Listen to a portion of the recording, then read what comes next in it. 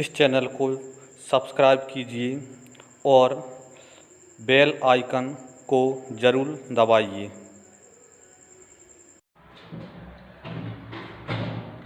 नमस्कार दोस्तों, आज का हमारा नया टॉपिक है द्विघात समीकरण, क्वाड्रेटिक इक्वेशन। बहुत ही मोस्ट चैप्टर है ये भी, ठीक है। इसका पहले बेसिक समझ लेते हैं, फिर आगे इसके क्या क्वेश्चन अटेंड करेंगे। तो इसमें द्विघात समीकरण या वर्ग समीकरण, क्वाड्रेटिक इक्वेशन में इसका यदि हम व्यापक रूप देखें यहाँ पर, तो व्यापक समीकरण क्या होता है इसका, ax² plus bx plus c बराबर में 0, ठीक है। इसका क्या है, व्यापक समीकरण होता है, ठीक है। जिसकी अधिकतम घात कितनी हो, पावर कितनी हो, 2, वह समीकरण क्या कहलाता है, क्वाड्रेटिक इक्वेशन या द्विघात समीकरण कहलाता है, ठीक है।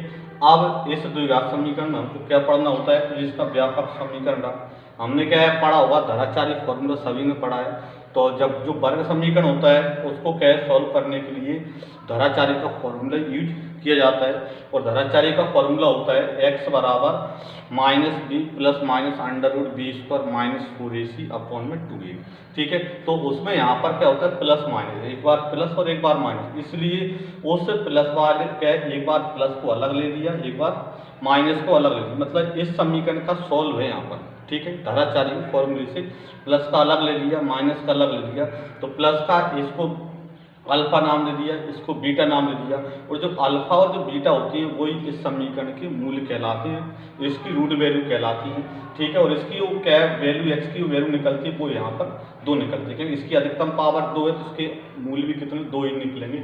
अब यहाँ पर जो इसकी मूल अल्फा और बीटा निकला, इस मूलों में क्या कुछ, इन मूलों में कुछ क्या विशेष संबंध होते हैं, उन संबंधों के बारे में हमको इस चैप्टर में कुछ पढ़ना होता है, ठीक है। और इसके यदि हम देखें तो इसमें क्या क्या संबंध बनते हैं, अल्फा और बीटा में आपस में क्या संबंध होते हैं, कब ये आपस में बराबर होते हैं, कब असमान होते हैं, कब परिमेय होते हैं, कब अपरिमेय होते हैं। तो वो कंडीशन यदि हम देखें यहाँ पर, तो इन दोनों में यदि हम तुलना करें तो ये क्या है, इसमें माइनस का भी अपॉन में 2a अपॉन में 2, अंतर क्या यहाँ पर है, यहाँ पर है प्लस का रूट में b² माइनस 4ac और माइनस का b² माइनस रूट में b² माइनस 4ac, यानी जो भी अंतर बनेगा वो b² माइनस 4ac से बनेगा। और इस b² माइनस 4ac को हम क्या कहते हैं, डिस्क्रिमिनेंट कहते हैं, विविक्त कर कहते हैं, जिसको d से हम दर्शा देते हैं b² माइनस 4ac, ठीक है। क्योंकि जो भी इन दोनों में अल्फा और बीटा मतलब दोनों मूल्यों में जो अंतर बनेगा वो b² माइनस 4ac के कारण अंतर बनेगा इसमें, ठीक है। इसलिए इसमें जो महत्वपूर्ण है वो b² माइनस 4ac है, इसी को हमको क्या बार बार दर्शाना होता है। अब इससे जो क्वेश्चन बनते हैं कि हमको कुछ समीकरण दिए होते हैं और उस समीकरण में पूछ लेता है कि इसके मूल कैसे हैं, समान है, असमान है, परिमेय है, अपरिमेय है, वास्तविक है, अवास्तविक है। तो उसकी जो भी कंडीशन बताने के लिए, मूल्यों की प्रकृति बताने के लिए हमको उसका b² माइनस 4ac की वैल्यू निकालना होता है। क्यों निकालना होता है, तो इसमें जैसे हमको क्या निकालना होता है, तो उसमें यदि b² माइनस 4ac की वैल्यू निकालना होता है, इसके लिए हमने यहाँ पर सारणी बना रखी है। तो इसके लिए यहाँ पर जो देखें, जैसे b यहाँ पर क्या है, d इज लेस देन 0, मतलब जो b² माइनस 4ac का जो d इज ग्रेटर देन 0, यानी b² माइनस 4ac की वैल्यू यदि 0 से बड़ी है, मतलब कोई भी पॉजिटिव नंबर यदि आए और साथ में क्या है, एक क्या है पूर्ण वर्ग है, तो उसके जो क्या है मूल होंगे, मतलब जो कि उसकी वैल्यू निकलेगी, x के 2 मान निकलते हैं, वो जो मान निकलेंगे वो परिमेय होंगे और साथ में असमान होंगे। और परिमेय असमान कैसे होंगे, तो पहले हम इसको समझ लेते हैं। परिमेय क्या होती है, जब भी यहाँ पर अपन केवल इतना समझ लें कि यदि क्या रूट खत्म हो जाता है तो परिमेय हो जाते हैं, रूट में यदि वैल्यू रह जाती है, उसकी रूट वैल्यू नहीं निकल पाती पूरी, तो वो कैसे हो जाती है, यहाँ पर अपरिमेय हो जाती है। तो इसमें जैसे यहाँ पर क्या है, d का मान 0 से तो बड़ा है लेकिन कैसा है, पूर्ण वर्ग नहीं। सपोज करें जैसे कि 3 आ गया, यहाँ पर d का मान 3 आ गया, तो 3 को b² माइनस 4ac रूट में लिखेंगे, चाहे प्लस में लिख लें चाहे माइनस में लिख लें, तो इसकी रूट वैल्यू नहीं निकलेगी, मतलब कि इसकी जो वैल्यू बनेगी वो कैसी बनेगी, यहाँ पर अपरिमेय बनेगी। और यदि पूर्ण वर्ग है तो इसका मतलब ये है कि यहाँ पर क्या है 4000, 16000, यहाँ पर क्या है 25000, तो उसका वर्गमूल निकल जाएगा तो कैसा हो जाएगा, परिमेय हो जाएगा। ठीक है, इसलिए क्या है, डी का मान 0 से बड़ा और पूर्ण वर्ग है, पूर्ण वर्ग है मतलब 4 है, 25 है, 49 है, ऐसी वैल्यू आती है तो परिमेय होता है। साथ में असमान होता है। असमान कैसे होता है, जैसे सपोज करें कि उसकी वैल्यू 4 है तो 4 का वर्गमूल 2 आएगा, तो 2 को इधर प्लस करेंगे इधर माइनस करेंगे, इसलिए दोनों की वैल्यू अलग अलग निकलेगी, मतलब अल्फा की वैल्यू अलग निकलेगी, बीटा की वैल्यू अलग निकलेगी। इसलिए डी इज ग्रेटर देन 0 तथा कैसा है, पूर्ण वर्ग है, तो उसकी जो क्या है, उसकी जो मूलों की प्रकृति होगी, मतलब दोनों मूल होंगे परिमेय होंगे और साथ में आपस में असमान होंगे, अलग अलग होंगे। ठीक है, तो दूसरी कंडीशन है कि डी इज ग्रेटर देन 0 लेकिन एक पूर्ण वर्ग नहीं है, और पूर्ण वर्ग नहीं है तो पहले तो देखें यहाँ पर पूर्ण वर्ग नहीं है, मतलब डी की जगह पे यहाँ पर जैसे क्या है, कोई भी जैसे 5 आ गया, 10 आ गया, तो 20 पर माइनस 4 इसी का मान 5 10 आए तो रूट खत्म नहीं होगा, रूट खत्म नहीं होगा तो इसका मतलब अपरिमेय हो जाएगा। साथ में असमान तो रहेगा ही, क्योंकि इधर क्या उस वैल्यू को प्लस करेंगे इधर माइनस करेंगे, इसलिए डी का वैल्यू यदि 0 से बड़ा आता है और पूर्ण वर्ग नहीं है तो उसमें उस समीकरण के जो मूल होंगे अपरिमेय और साथ में असमान बनते हैं। ठीक है, तीसरी कंडीशन है अपनी, डी का मान 0 हो। ठीक है, तीसरी कंडीशन क्या है, डी की वैल्यू यदि 0 है और 0 है तो पहले तो ये है कि परिमेय होंगे। परिमेय क्या होंगे, क्योंकि 20 पर माइनस 4 AC की वैल्यू यदि 0 है तो यहाँ पर 0 तो 0 का वर्गमूल 0 हो जाएगा, तो इसलिए रूट खत्म, यहाँ पर भी 0 मतलब रूट खत्म, इसलिए कैसे होगा, यहाँ पर परिमेय होगा। ठीक है, साथ में समान, समान क्या होंगे, क्योंकि यहाँ पर क्या 0 आएगा, माइनस बी में 0 को चाहे प्लस करें, माइनस बी में चाहे 0 को माइनस करें। ठीक है, तो चाहे तो यहाँ पर प्लस करें 0 को, चाहे माइनस करें, तो दोनों की वैल्यू समान बनेगी, इसलिए डी 0 के बराबर है तो उस समीकरण के जो मूल बनेंगे वो कैसे बनेंगे, परिमेय होंगे और साथ में कैसे होंगे, समान होंगे। ठीक है, फिर उसके बाद लास्ट आता है डी इज लेस देन 0, मतलब डी 0 से छोटा है। 0 से छोटा का मतलब है कोई भी नेगेटिव वैल्यू आ जाती है, और नेगेटिव वैल्यू आ जाती है तो फिर उस समीकरण के मूल कैसे होते हैं, वास्तविक नहीं होते हैं, मतलब उसमें फिर चाहे वो पूर्ण वर्ग हो चाहे पूर्ण वर्ग नहीं हो, यदि नेगेटिव है तो मूल कैसे होंगे, वास्तविक नहीं होंगे। इसका मतलब ये है कि यहाँ से यहाँ तक जो पहली जो 3 कंडीशन पढ़ी हमने, जो सभी के सभी कैसी हैं, वास्तविक वाली। यदि वास्तविक अवास्तविक से यदि हमसे पूछता है तो इसका मतलब ये है कि डी का मान 0 या 0 से बड़ा है तो समीकरण के मूल वास्तविक होते हैं, डी का मान कोई भी नेगेटिव वैल्यू है तो इसका मतलब ये है कि उसकी क्या जो मूल्य बनेंगे वो अवास्तविक बनेंगे। ठीक है, साथ में समान वाले, तो डी का मान 0 हो तो समान बनेगा, साथ में परिमेय बनेगा। ठीक है, असमान तो कब डी का मान 0 से बड़ा है तो असमान ही बनेगा, लेकिन पूर्ण वर्ग है तो परिमेय हो जाएगा, पूर्ण वर्ग नहीं है तो अपरिमेय हो जाएगा। ठीक है, इनके आधार पर हमको आगे के क्वेश्चन उसमें अटेंड उसमें करना है उसमें। ठीक है,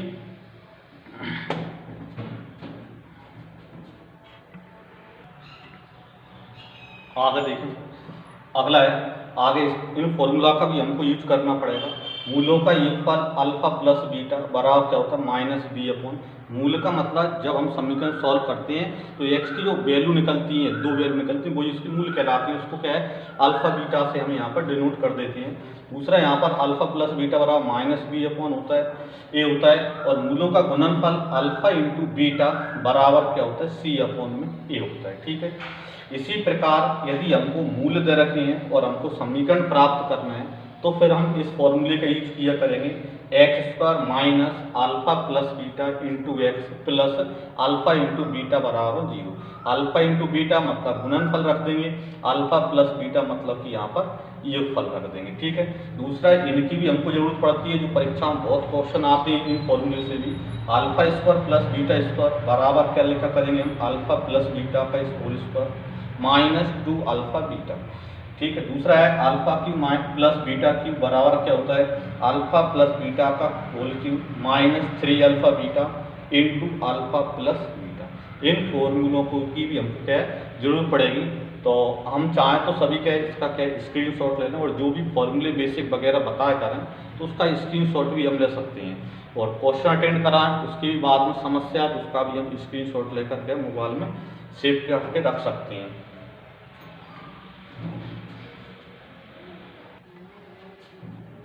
देखें, आइए क्वेश्चन अटेंड करते हैं, और हमारा पहला क्वेश्चन है यहाँ पर, पी के किस मान के लिए समीकरण P x square minus 2√5 into x plus 4 equal 0 के मूल वास्तविक तथा बराबर। ठीक है, तो इसके जो मूल क्या है, पी के किस मान के लिए, वास्तविक तथा बराबर। और वास्तविक तथा बराबर तो इसके लिए हमने पढ़ा था कि यहाँ पर क्या है, डी बराबर क्या आना चाहिए, 0। ठीक है, अभी सारणी बताई तो उसमें बताया था कि मूल बराबर कब होते हैं, जब डी का मान 0 होता है। वास्तविक तो होते ही है यहाँ पर पहले 3 कंडीशन के लिए, तो डी का मान 0। अब इसमें डी की वैल्यू के लिए यहाँ पर ये क्या होता है, एक्स स्क्वायर की क्या है, गुणांक जो होता है वो क्या होता है, ए की वैल्यू होता है। एक्स के जो गुणांक होगा यहाँ पर वो बी की वैल्यू बनेगा, और जो बिना एक्स वाला होगा वो सी की वैल्यू यहाँ पर हो जाएगा। मतलब ए की वैल्यू पी है, बी की वैल्यू -2 इंटू √5 है, सी की वैल्यू कितनी है, 4 है। ठीक है, अब डी बराबर 0, यानी इसका मतलब ये है कि डी यानी बी स्क्वायर माइनस 4ac। ठीक है, इसी का विशेष यूज है इस पूरे चैप्टर में यहाँ पर, क्योंकि यही इसी कारण पूरा चेंज आता है मूल्यों में। तो B square minus 4ac equal कितना है, 0 है। तो बी स्क्वायर यानी कितना, -2√5 का स्क्वायर करेंगे, 2 का स्क्वायर क्या हो जाएगा, 4 हो जाएगा, और √5 का स्क्वायर यानी 5 हो जाएगा, यानी 4 इंटू 5 यानी कितना हो जाएगा यहाँ पर 20 -4a। तो a की वैल्यू कितनी यहाँ पर p इंटू c, तो c की वैल्यू कितनी है 4 इक्वल कितना यहाँ पर 0। ठीक है, यानी क्या हो जाएगा यहाँ पर, तो 20 माइनस में 4 इंटू 4 यानी कि 16, p इक्वल 0, यानी कि यहाँ पर 16p इक्वल कितना हो जाएगा यहाँ पर 20। तो p की वैल्यू क्या हो जाएगी यहाँ पर 20/16। ठीक है, तो यहाँ पर क्या है, कट जाएगा तो काट दें यहाँ पर। ठीक है, यानी कितना 5/4 हमारा आंसर होगा। तो p बराबर कितना, 5/4 हमारा आंसर होगा। तो p के किस मान के लिए, समीकरण के मूल वास्तविक बराबर होंगे, तो p की वैल्यू यदि हम 5/4 रखते हैं तो इसके मूल वास्तविक पर बराबर हो जाएंगे। तो हमारा आंसर यहाँ पर कितना है, 5/4 हमारा आंसर होगा इसका। देखिए अगला प्रश्न है, यदि समीकरण के x square minus 6x plus 3 के इक्वल 0 के मूलों का योगफल और गुणनफल कैसा है, बराबर है, तो k की वैल्यू हमको निकालना है। ठीक है, तो अब यहाँ पर देखें मूलों का योगफल और गुणनफल बराबर है, तो इसके लिए हमने फॉर्मूला लिखा था। मूलों का योगफल क्या होता है, अल्फा प्लस बीटा इक्वल क्या होता है, -b/a होता है, और मूलों का गुणनफल क्या होता है, अल्फा इंटू बीटा इक्वल क्या होता है, c/a होता है। ठीक है, तो योगफल और गुणनफल बराबर है, इसका मतलब ये है कि मूलों का योगफल -b/a होता है, मूलों का गुणनफल क्या होता है, c/a होता है, और दोनों कैसे बराबर है, उसका मतलब दोनों को आपस में बराबर है। ठीक है, क्या बोल रहा है, मूलों का योगफल और गुणनफल बराबर है, इसलिए मूलों का योगफल मूलों का गुणनफल बराबर है, दोनों को बराबर है। ठीक है, ये सही कैंसिल हो जाएगा। -b इक्वल क्या है, c है, तो -b यानी b की वैल्यू कितनी, माइनस का 6, तो माइनस माइनस प्लस इक्वल यहाँ पर कितना है c, तो c की वैल्यू कितनी है समीकरण में यहाँ पर 3k, यानी कि 3k, यानी k इक्वल क्या हो जाएगा 6/3 यानी कि 2, यानी k की वैल्यू कितनी हो जाएगी यहाँ पर 2 हो जाएगी। यही हमारा आंसर हो गया।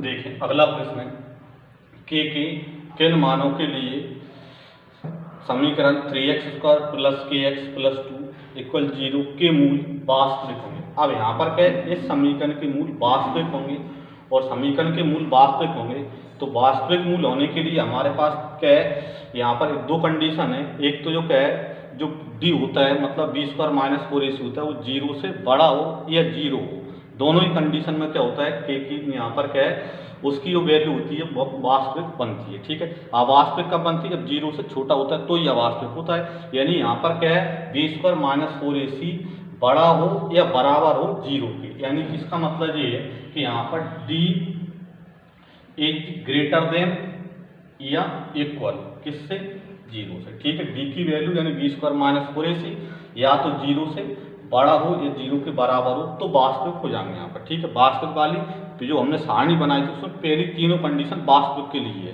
ठीक है, 2 कंडीशन एक ग्रेटर देन के लिए थी, एक कंडीशन इक्वल के लिए थी, तो तीनों मिलाकर ग्रेटर देन इक्वल। ठीक है, तो b² minus 4ac is greater than equal 0। ठीक है, तो b² यानी कि k का स्क्वायर हो जाएगा यहाँ पर। ठीक है, तो और -4 a की वैल्यू 3, c की वैल्यू 2 ग्रेटर देन इक्वल 0। ठीक है, यानी क्या हो जाएगा के स्क्वायर ग्रेटर देन इक्वल, ये कितना हो जाएगा 4 3 12 और 12 का 2 से 24, ठीक है नहीं 24, ठीक है। के स्क्वायर तो रूट हटाएंगे यहाँ पर, स्क्वायर हटाएंगे तो यहाँ पर के ग्रेटर देन इक्वल क्या हो जाएगा यहाँ पर 24 का वर्गमूल लेंगे, रूट में लिखेंगे तो 24 को हम यहाँ पर चूंकि लिख सकते हैं यहाँ पर क्या है 6 4 24, ठीक है। 4 का वर्गमूल 2 हो जाएगा यानी 2 रूट 6, ठीक है। यानी के की वैल्यू जो है यहाँ पर के का जो मान है वो क्या 2 रूट 6 से बड़ा हो या बराबर हो तो उसकी जो मूल है वो कैसे हो जाएंगे वास्तविक हो जाएंगे। तो हमारा आंसर हो जाएगा के ग्रेटर देन इक्वल 2 रूट 6।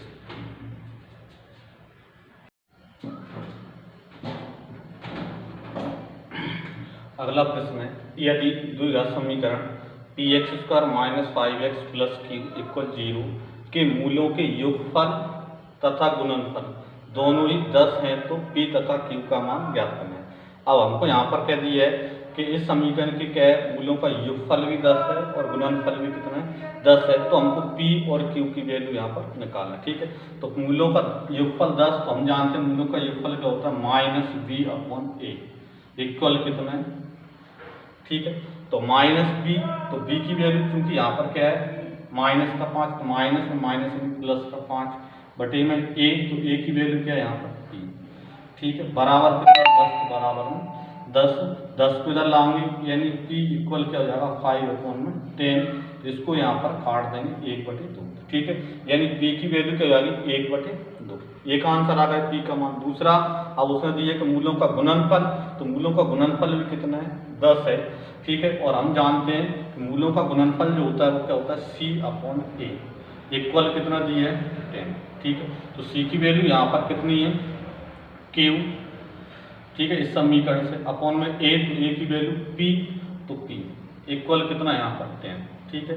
तो क्यू इक्वल क्या हो जाएगा 10, पी उधर जाएगा तो पी की वैल्यू चूंकि हमको यहाँ पर निकाल चुके हैं 1/2 है तो यहाँ पर 1/2 लिख देंगे, ठीक है। इससे कैंसिल करते हैं क्या आता है यहाँ पर 5, यानी क्यू की वैल्यू यहाँ पर कितनी मिल जाती है 5 मिल जाती है, ठीक है। पी की वैल्यू कितनी यहाँ पर 1/2, यही उसने पूछा था पी की वैल्यू और क्यू की वैल्यू, तो पी की वैल्यू 1/2, क्यू की वैल्यू 5, हमारा आंसर उसमें आ गया।